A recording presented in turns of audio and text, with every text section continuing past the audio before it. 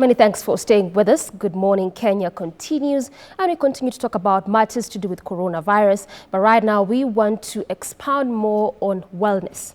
So how can individuals, how can families, how can countries ensure that they still keep well, maintain a good mental capacity even in these difficult times? There's so much going on. It is difficult times, not just for Kenya, but the globe as a whole. So much information out there, sometimes when becoming difficult to dispel between the right and the fake ones. So in the midst of all of this, how can we as individuals, as people, as families, ensure that we maintain wellness and we keep hope alive in this difficult times? And to help us break that down for us this morning, I'm joined on set by Waguthi. Waguthi, who is a therapist as well as a life coach. She'll be helping us understand more about keeping well in these difficult times. Thank you so much, madam, for joining us this morning on Good Morning Kenya. So before we go to the whole aspect of maintaining wellness for the different, different people, like individuals, like families, and even affected people living with this disease as of now, let's first start by understanding what is wellness? What does it mean? Wellness is the ability to operate at your highest level without anxiety, without fear, to be your highest version of who you're supposed to be. To be your highest version of yourself. Okay, so does it mean that in the whole aspect of physical, social, mental, or what? Yes, in all aspects, which is emotional, spiritual, mental, to ensure that you're at your best. Yes, at your best in every capacity. In every capacity. So now let's start breaking it down, at least for our viewers to understand, because what you're saying is that it actually means to be well in every aspect, not just physically, mentally, but even spiritually in every capacity. But there are individuals that are affected now. Actually, even there are individuals that are on quarantine, even in our own country. That means that even you can't see your family members per se. How do such individuals maintain a complete balance in these difficult times? Yes, it's a challenge. Very big challenge. It's a challenge. And right now there's so much happening, so there's a bit of fear. Actually, maybe saying a bit is an understatement. There's a lot of fear. There's a lot of fear going on. But there are things that you can do to minimize on the fear.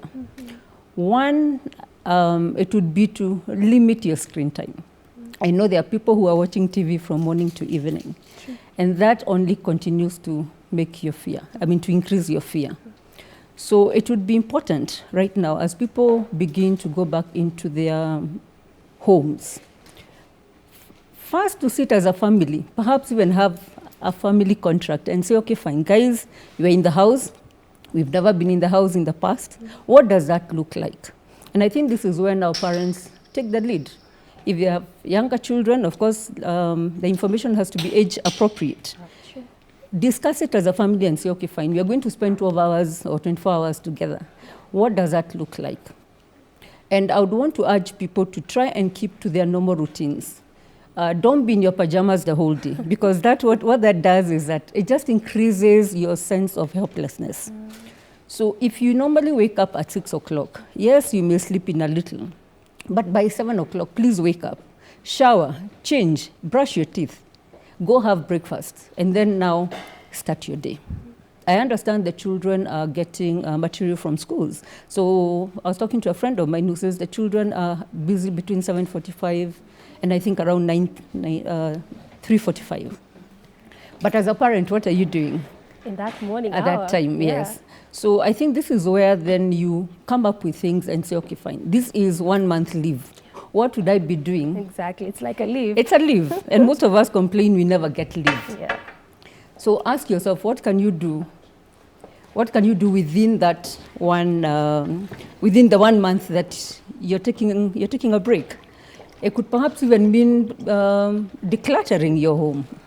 There are things that you could do that will keep you busy.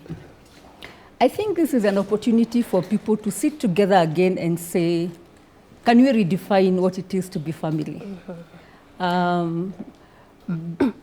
All right, just before we go to what it is to be family, you've really said so much, which I want us to break it down at least for our viewers, which is okay, no problem. Right. But you've said something about reducing your screen time. And I read somewhere that, we know that information is power. Especially in this time, we need to try as much as possible to not just get information, but ensure we get the right one. And of all the platforms that we can get, at least if I can say the legit one, is mainstream, which is on the screen. But how is this getting so much information? Because like I mentioned, there's so much information out there, and sometimes it becomes difficult to decipher between the right ones and the wrong ones. And just like I was mentioning, it's a place that I actually read that the amount of information and attention that someone gives on this specific topic, coronavirus, can actually increase stress and anxiety. How true is that? That's very true. So it's actually true? It's very true. And let me break it down for you. Yeah. When you get scared, for whatever reason, what normally happens is first and foremost, your body freezes. Then you either fight or run away. Now, if the more you listen to a lot of stuff on TV, whether mainstream or otherwise, if all you're receiving is bad information, your body starts getting stressed and you begin to tense up.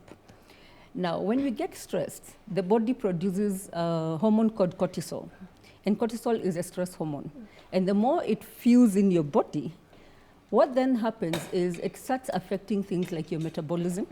Oh, it goes that far? It does. It brings your immunity down. So the more you're stressed, the more then you become susceptible to picking any disease. So at this point, what you really want to do is to actually be of the optimal health. So what are the things you can do locked in a house to ensure that you have good health? Because I think that's what this really comes down to. Yeah. Issues of exercising. And exercising, you may or may not have space to do that. Because, yes, people of country are probably very lucky. Because of the land and everything. Because then they can walk, or you can decide you're going to the shamba, or you can walk to the next ridge. But I think for us in Nairobi and all the other cities, that is a challenge. But you don't necessarily have to be out in space to work out. You could even do sit-ups in the house. In as much as it's in a very small area. You can do jumping jacks. Remember the ones we used to do in primary school? You can do jumping jacks. You could lift something on and off, or you could even do planks. Just to get your mind not just your mind, to work your body. Because when you exercise, you increase the happy hormone called dopamine. And so then you interact the stress. And that's why you find that whenever you exercise, you feel happier. Actually, that's true. It's true. So you have to look for ways to be able to exercise more at this particular moment. So those are some of the coping skills. Right. You just mentioned about exercise, and that probably brings me to my next question, which is, doing something in this time, in these difficult times. And someone may ask that, yes, probably we're in the house because much of the info we're getting right now is stay at home. Yes. If you do not have any activities, if it's not important, just stay in the house. And that in itself can just be stress. If you're just hearing that stay at home, and probably you don't have activities to do, but you've mentioned exercise. And someone may ask that, can I use what I normally do during normal times? If I'm stressed over work, if I'm stressed over family, I normally do this, I normally exercise, maybe I normally sleep, I normally watch movies. So can this apply even in this difficult time, during this coronavirus pandemic? Yes, it can. Okay. But allow me to just give you what I think people need to do as a family now. If you're in the house the whole day, it would be important to have a kind of a structure, because lack of control, complete lack of control, what that does, it makes you feel helpless. And of course, makes you become stressed. Yeah. So yes, you've been asked to stay in the house, but you can control what you do in the house. How so? So the most important thing at this point is to then say this. And remember, I talked about the family coming together and agreeing certain ways of doing things. Sure. If you can have control in what you do, for instance, say everybody says by 8 o'clock we all have to be awake. Then everybody does whatever it is. Then come up with a structure and say, at 5 o'clock we'll exercise as a family. As a family, if you are able to. Then also, children are also like adults. Allow them to feel also like they have some control. So in this case, then you could tell them you're going to be in charge of your hygiene. So don't micromanage everything. And impose. So the same way as adults, we don't like feeling helplessness. Yeah. Children don't like feeling helpless as well. So give them some level of responsibility. It could even be where you tell them, today you're the one entertaining everybody after dinner. And look and for then something they decide nice. and look for something that they're going to do for the whole family. Are they going to sing? Are they going to tell a story? What are they going to do? Yeah. So let people not feel as helpless as they are. But most importantly, the antidote to depression is connection. So yes, we're being asked to do social distances, but you're not being asked to socially disconnect. So this is a very important time to reach out to other people as they reach out to you. Ideally, it would be good to hear a voice on the other side because of the emotion. But if that is not possible, because we are all at different places, even texting at this point is still important. better. So social connection is antidote for depression, is antidote for anxiety, and all the other things that come with that kind of state. Okay, so you really extensively explained that, what people can do as a family, and of course this means that people that are, together right now as a whole family. Yes. But we understand there are people that, yes, as a family, but maybe two of their members are not together with them. Maybe they're on quarantine somewhere, or even they're still locked in some countries. How can these families that are in such a state that they can't be together as the entire family, how can they manage and ensure that their well-being is catered for in this time? I think the same thing. You still need to be able to get in touch with them. To connect with them, that's important. But there's also something there's something that was discovered. Allow me to give you just a little background. Tell There's us. a gentleman called Viktor Frankl, who was a psychiatrist who survived the Second World War. And out of the people who survived, he probably was the only one in his whole block. And what he did... That survived. Okay. And in fact, he came up with something later on called logotherapy, which is basically looking for meaning in suffering. And as he went through the horror of horrors, if there's even such a word, he kept thinking, there must be something good out of this. There must be something that I'm going to learn out of this. And in fact, he kept thinking, I'll be, he could even picture himself giving lectures and telling people about these, what he went through. So similarly, I think if you look for meaning in any situation, as difficult as it is, it gives you the motivation to survive. At this point, let me say that your mind is a very, very powerful tool. In this time? Always. Yeah, the Bible tells us a man is as he thinketh. So is he. Yes, or something to that effect. Yeah. Or even I remember there's also, I think, the book of Job that says, the thing that Job feared the most came to be. Yeah. Your thoughts are very important at this point. So if you cannot afford to give up, you cannot afford to despair, because you won't be there. I mean, chances are you might not make it. So think about the best that there is. So you have a family member who's outside. Think of the day you shall reunite and share those stories of how they survived and how you survived. In the meantime, can we keep each other? Can we have the connection so that you support them and they support you? Wow, that's really beautiful. So don't think about maybe they might die or I might die, but what stories can you share after all this? After all this, yes. But also I would want to add, can families also take this as an opportunity to redefine who they are as a family? Can you begin to say, okay, guys, like now I know there are men who are in the house and they've probably never been in the home for a very long time. Difficult for them right now. Difficult for them. And I know there are stories coming from other parts of the world where even, there is violence. Yeah. When people should really, at this point, even be supporting each other. And you can appreciate the frustration, the anxiety. And I think a man is made to provide, to be the one who's the king in the home, and he's feeling helpless. So I think this is a time for people to really go inward and say, let's redefine what this is all about. If you're inclined to violence, look for ways to deal with it. And I can give some tools. For instance, journaling is very important. And even you can encourage children to keep a journal, which you can call the Corona journal. Okay, that sounds negative. The journal, the survival journal. So every evening. That sounds better. That sounds better. In the evening, write down and say something like, today I felt anxious, today I felt this and the other. For the adults, share your thoughts in that journal, because once you always, and that's one of the tools we give people ordinarily. When you journal, you remove the anxiety that you're holding within. Okay, so yes, we are trying to understand that probably actually you can use the mechanisms that you use as a person, even when you're going through depressions in other times, at this particular time, and still make it to the other side. But someone would say, on a normal time, I normally take alcohol, to do away with stress. I smoke a bit to do away with depression and anxiety. And the moment I drink and smoke, after that, I normally feel better. Yes. Can that still apply here? I don't know how much money there is to drink. You don't know because as much as bars have been closed down, people can still get this thing. I don't know how long this will go on for. Yeah. But there are healthier ways. Right now, I don't think it's not a moral issue. So if you want to have a drink, maybe you can. But the question again is for how long you can do that. But things like journaling are really, really useful. Being out in nature, and yes, I appreciate not everybody has that opportunity. Yeah. Being out in nature.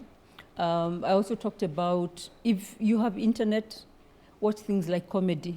It sounds like escapism, but you need it at this point. You need to calm down your nerves. Like I said, you can't afford to be high-strung throughout, because then you start snapping at each other and having issues. Right. Yeah. So it's not a moral issue? It's not a moral issue. What suits you? Yes, but what is long-term? Because we don't even know how long this is going to go for. Exactly. Yeah. All right, so Waguthi, I mean, from a therapist's point of view, someone can come to you and say, you know, Waguthi, I have tried doing all of these things. I have tried exercising. I have tried being with family. I've tried taking alcohol, but I still feel panics all the time, even when I'm watching news. Because right now we know that from story one to story, the last story, even in our mainstream medias, it is just what is developing in different countries, even in our own countries. Someone can come and say, I have tried to do all of these things you're saying, waking up early, talking to family, talking to friends via phone, but still for some reason, I still feel just some panic attacks. When I see it, I still feel anxious. Is there something more than just doing what could be normal? Okay, I think this is also an opportunity for people to try and be creative. What do I mean by creative? What are the other things that you could do? Okay. I talked about journaling. You can also read books. You can come up with crafts. Women learn to knit again. You know, there are things you can do. Start cooking. Start doing other paint with the children. Think of the stories you're going to tell the children in the evening. Make up stories if you have to. You know, just think, because you have to occupy yourself. But I think the most important thing is limit your screen time. Limit your screen time. Limit your screen time. And if you must watch screen time, look for things that are not talking about corona. And I give the science about it. The more you think about it, the more you become stressed. So you really must be responsible for yourself. So the key thing is taking personal responsibility. Take personal responsibility. All right. Also, a lot has been talked about in regards to this disease. That and much has been said that people with pre-existing conditions are more susceptible to contracting this disease. But we haven't had so much talk about people living with mental illness. People that different kinds of mental illness. How is this situation affecting them per se, and how can they deal with it as people that are living with such a condition as mental illness of some sort? A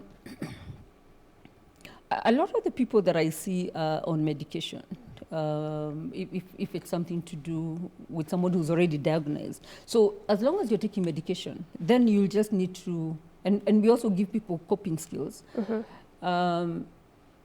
So you'd actually be almost like everybody else as long as you're taking your medication, yes. And if you do get anxious, we are giving now psychosocial support on phone. For somebody who has not been diagnosed, I think at this point, one would need to look for someone they can talk to, whether it's on phone or no. I think on phone to be able to calm down. But if you follow some of the things we are talking about, trying to be out in nature, or even watching, if you have TV, watch wildlife, watch other things. It should bring down your anxiety level. Singing. We were reading about people singing in Italy in the balconies. Sing and people sing in the shower. Sing even in the sitting room. Sing as a family. Yeah. And there's also spirituality. Whatever you believe in, this is the time to really connect with your higher power. Is it the Quran? Is it the Bible? What are you doing? This is the time. And also now groups. We have a lot of WhatsApp groups. I wish people would reduce the amount of how much they are posting. There is enough stories on Corona on TV. As it is. Yeah. So like I know there is a group that we are in, and we've just said no more Corona news on this WhatsApp. All we are doing is encouraging each other. And that's what's happening. Right, which is a good way to deal with this situation. Yes. All right, so, and you're really talking about so much of what people can do, even as a family, Yes. exercising, limit your screen time, and if you have to watch the screen, watch different things, watch Other wildlife, things, watch yes. movies, watch cartoons. What about street children? What can they watch? Who can they talk to?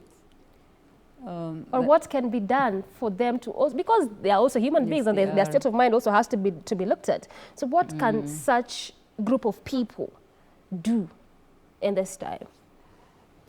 That's a tight one, but I think the government can do something, because maybe there's a way they can be taken into one part and given the support that they require. But that's a tight one, because you're talking about a bigger issue. A bigger issue. a bigger issue. All right, now let's talk about now something. Although they're not watching as much TV, so maybe even maybe but they're getting as much information too. I may want to assume. Wow. All right, so let's talk about something different, and this is about understanding your stress levels. We know on a normal time, someone will tell you, if you know that this thing is your stress trigger, like if watching TV triggers your stress, in as much as you need to get information, in as much as you need to know better, because they say when you know better, you do better. But understanding what triggers your stress levels is really important, even just on a normal time, when you're having depression or anxiety or you fear something, it is important. But in this time, how is understanding your stress levels applicable? You know, ordinarily when someone comes to see us, let me say when someone comes to see me, would look at various aspects of their life, would look at their environment, which is basically maybe, so we are looking for the trigger, what exactly. It is that so what people can do right now. So would look at the environment, look at your working space, look at your home space, would look at your relationships, family, friends, significant other, would look at things like what do you do for fun, what do you do to distress. We look at things like finances, we look at things like your spirituality, and so on and so forth. So in this case, we know what the stress is. So it's not like we're trying to find out what it is. We already know the problem. We already know that there's too much information that's causing anxiety. So really, I think it's just trying to reduce the stressor, because we know what the stressor is. It's too much information on negativity. Exactly. Yeah. So let's talk about routine. And I know earlier on you said that if you normally wake up at 6, continue waking up at 6. If you wake up at 5, continue waking up at 5. But how applicable, even before you go to routine, how applicable is that? Because basically I mean, if you're waking up at 5 and you normally wake up at 5 to go to work, you prepare and go to work. Right now, you're not going to work probably if you're staying at home. So how applicable is, let's just be practical about it. Okay, that's fine. I think, and that's why I said maintain a structure, maybe not as rigid. Is that like a routine? Yes, a routine. Maintain a routine, but let it be like when you're on leave. Because when you're on leave, you don't wake up at 5. You probably sleep until 7 o'clock or 7:30. Yeah. And of course, I would imagine if you have children who need to be ready for what is being shown on TV, then of course you need to wake up and make them ready. But if you don't, sleep in a little. Then you decide, and that's why it's important to have a structure, no matter how loosely this structure is going to be. So tell yourself, I'll wake up at this time. Maybe I'll read from this time to this time. But I think the most important thing, please shower. Please shower, brush your teeth, change. Don't be in your pajamas, because that is just a recipe for feeling helpless and depressed, because that's not a normal state of being. Yeah. So change and wear something. I'm not asking you to wear a suit, no, but at least wear something comfortable. Then now start doing things. So you can even say, this week I'm going to read this book, I'm going to watch this clip, if you have internet, or I'm going to read a book. Then now we say from 4 o'clock or 5 o'clock, this is what we are doing as a family, 1 hour. Then everybody maybe gets free time. Then again, we come for dinner. I think it's time for people to come up with rituals, family rituals that work, that used to be there before but are no longer there. So dinner is at 7, everyone needs to eat dinner at that time. All right, and even from a therapist's point of view, have you been at a situation whereby someone has come to you to talk to you and tell you, Waguthi, I still feel bad about this. Have you been at that point? Over this particular issue? Yes. Yes. I mean, how have you dealt with it? It's anxiety levels again. And just exactly what I'm saying is what you advise someone to try and reduce. Okay. There are other things we teach people which I may not be able to do on screen. where you have an anchor, you put an anchor in your body that every time you feel stressed, you do something. But that is not, I don't know that I can do that here. So yeah, there are other coping skills. That one that we teach people on an ongoing basis. Okay, now let's talk about productivity levels, because also I meant to understand, and I really understand that the much pressure of what people are getting is because they're not as productive as they should have been, or as how they are used to be. So is this also what increases anxiety levels, lacking the productivity as a person, like how you normally be very productive? Yes, and also the fact that everything is so uncertain right now. You pay rent and you don't even know how you're going to pay rent at the end of the month. If you're asked to go for unpaid leave, which some employees have been asked to do, what does that mean? Are you getting paid a full amount or not? Are you in biashara? If you're in biashara, how? So there's a lot of anxiety, and it's for valid reasons.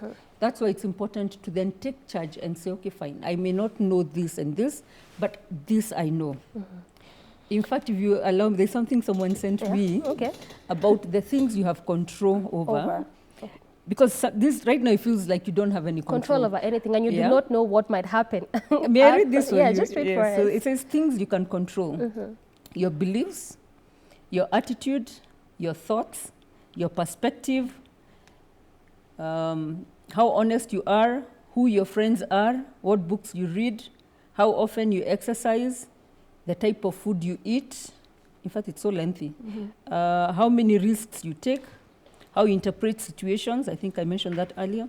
How kind you are to others, how kind you are to yourself, how often you say, I love you. And I think this is, at this point, reach out to your loved ones and just share how much you love.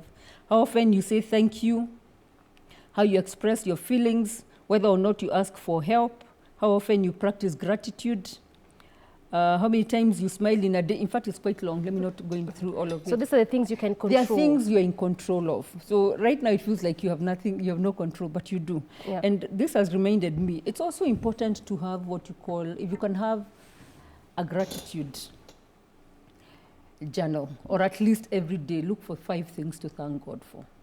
Because yes, it's difficult at this moment, but you're still alive. So look for, even if it's 3 things, before you sleep, because your mind works when you're asleep. Look for 3 things. The last thing on your mind, think of something positive. This is now discipline, because you may not feel like doing it, and it influences how you sleep and how you wake up the next day. So this is about discipline. How then do you do that as a person? Because discipline is not an easy thing. It's not easy to stay disciplined. Yes, but in the face of what we have, it's either that or you get unwell. So I think you just need to discipline yourself and say, I'm going to do this, I'm going to. And even as a family, you could say that before we leave, you're going to all crack a joke. It may not matter whether it's a silly joke. Everybody says something funny and you all leave each other in a good note. You sleep happy, you wake up happy. If you sleep unhappy, you wake up unhappy. Okay. There's also something that, saying that in this time, there's no right and perfect way to cope. It's just basically what suits you. And also, some people can increase their productivity in this time, depending on what you do. And what you do. Exactly. Yeah. And there's some others who just are less motivated. So regardless of what you tell them, you need to do this, you need to do that, but they're just for some reason less motivated. First of all, before you go to breaking that down, are these reactions normal? Yes, they are. Oh yeah, they are. And in fact, we are going to exhibit very different things because of the anxiety levels. I'll give you an example. Even as a therapist, there are things I'm doing that I wasn't doing earlier. Like I don't take sugar. I haven't taken sugar for over 20 years. But the last 1 week, I've been putting sugar in my tea. And I know it's a reaction of what's going on. It's a self-soothing mechanism. So different people will do different things. And it's normal. I think it's good to accept it's normal. So what can you do about it? And of course, now I'm trying to practice the things that I'm talking about. So in terms of, what was the question? So are these reactions normal? Yeah, productivity and even being less motivated. I think if you're in the office, it's easier because then there's certain expectations of what you need to do. You're in the house, it now again takes discipline, especially those who've been asked to work from the home. Yeah. It takes discipline because you need to then be able to do so much in a day. And this is where the structure comes in and you say, today I have to accomplish this. Yeah. So it may be flexi hour. So instead of saying, so look for what works for you, is it morning or evening? But if you have to do something up to a particular point, then you do it before the day is over. So the discipline still kicks in. All right, so we're about to sort of like bring the conversation to a close, but just before we do that, there's again another thing. Because in as much as you're saying we need to be creating routines and it's important to also just keep journals and write, we also know that there's social media. And I've really been seeing people posting that, what is your routine? What are you doing? And then people are copying that. Is that right to do? Yes, it is, because it's a connection I talked about. Right now, it's so important to be connected. It's for you now to vet whether the connection is soothing you or adding to your stress, and then you make an appropriate decision. So it's not more like comparing and, you know, living sort of like a comparison kind of life?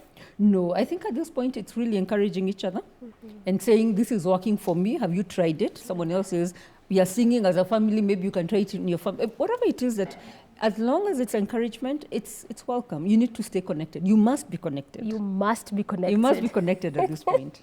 Thank you so much, Waguthi. And I think what I'm picking from all of this, and even at least what our viewers are picking from all of this, is that there's still hope at the end of the tunnel. We should not be so fixated on, you know, I'm worried, I'm anxious, what can happen out of all of this. Yes. There's still hope at the end. There's hope, and I think we should all ask ourselves, post this time, what are the stories we shall share? Yeah. Look for meaning at this particular moment. Look for meaning at this particular moment. What a nice way to just bring the conversation to a close. Yes. So I have been speaking to Waguthi, who is a therapist and a life coach. She has been helping us understand how we can keep a good mental health in this time, how we can ensure that we are well in this in these difficult times, because it is times of crisis. We don't know what might come out of all of this, but hope is very important. So she's been helping us understand the things you can do as at home, especially if you're working from home, if you're staying home, the things you can do as a family, the things you can do as an individual. And much of what she has kept saying is that connection is important. Limit your screen time. Just do the best you can do as a person to ensure that it does not render you to be depressed, being anxious, and staying in fear. But we still have another segment after this break, because like I had mentioned earlier, we're still trying to follow up on the transport sector, still to do with matters coronavirus. Fares are still being hiked. Remember earlier on the dailies, we were trying to say, I mean, there was a story there that matatus are now might go on strike unless the government does something on these fuel prices. So what does this mean with these new directives that have been put in place as far as the transport sector is concerned? That is, again, another thing that we'll be debunking after this break. But for now, we close this segment of how to keep a well mental, physical, and social life in this difficult time. But still, that segment after this break. Stay with Good Morning Kenya.